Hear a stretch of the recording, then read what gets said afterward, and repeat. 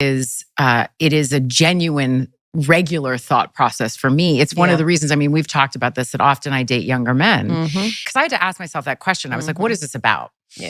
Because I want a partner. And so often, and it's not just that I'm older, I'm also very embodied. I am a full, very whole person who knows myself, who is in charge of my life, and but a lot of men my age are steeped in a toxic masculinity and have been raised in a culture where there is a particular way that a relationship looks.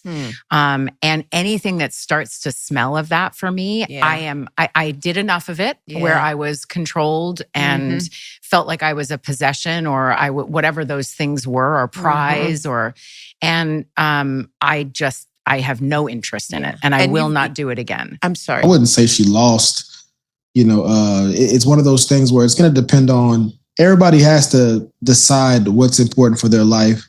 She's obviously choosing other things instead of choosing things that are going to lead to her being, married with children and all that goes along with that. She's wealthy enough to where she can still have children with artificial insemination, and they have all kind of AI technologies coming out to help women like that have children. So she's not out of it. She's not out of it.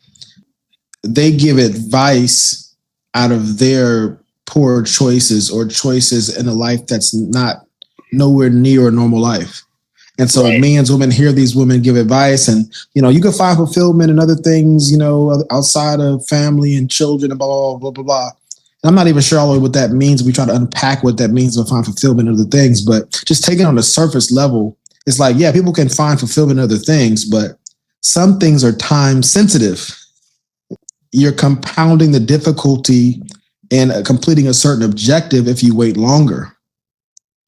So those are things that never come out in those types of conversations on the Oprah show or in all these women's empowerment shows, is letting women make an educated decision that, hey, look, if you choose to prolong having children, you choose to prolong getting married, your options are going to dwindle because men, pass away earlier.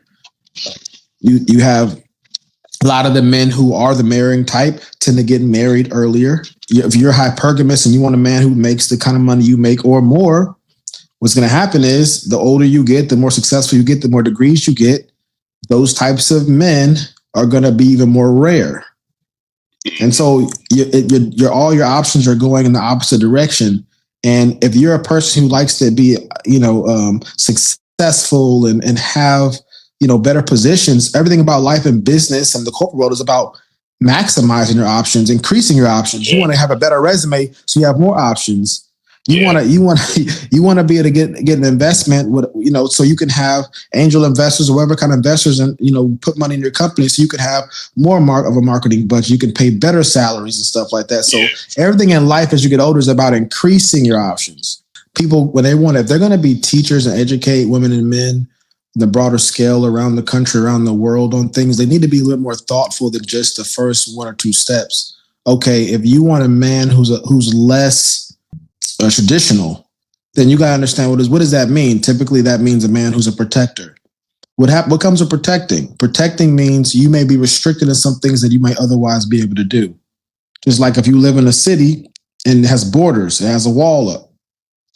You can't just run left or right like you feel like it because you're going to run right under that wall. As opposed to being in a city that doesn't have those borders up, you can run as far as left and as far as you are right. Same thing goes with people that have security. I was, on this particular show, she's talking to Michelle Obama and her brother. Michelle Obama, they talk about this on this show when they talk about how going to visit Tracee Ellis Ross. No, sorry, was going to visit her brother, and they were talking about like a motorcade coming up to his place. She was like, you probably wouldn't want a motorcade, raining on your parade. She was like, I wouldn't mind that. He was like, I wouldn't mind that, but people that own the Airbnb probably would mind it. So for her to be protected, she's restricted in certain ways. I watch comedians with cars with Barack Obama and Jerry Seinfeld. They wouldn't let Barack Obama leave those premises with Jerry Seinfeld like that. They wouldn't let him leave. Whenever we're educating ladies and guys on this kind of topic, if you want this, you're giving up that. Everything is about giving and taking. Everything's about compromising. If I want to have a job, especially if I want to have a job, that means that my time is not going to be unlimited on on being able to do things outside of that job. If I want to have a high paying job, that typically comes with even more restrictions They want to have more access to your time. And so when you have that kind of a situation, you're sacrificing your time and maybe a little bit of mental peace for a little bit more stress, but a higher paying job. Everything has that going on. And so, ladies, hey, you can go out there and get what you want. At least, or tell young men, you can go out there and get what you want. At least tell them the other side of it. Tell them what they're going to have to give up to get that. On this show. This is the hottest show on the planet right now. What's the debate? Ain't no debate.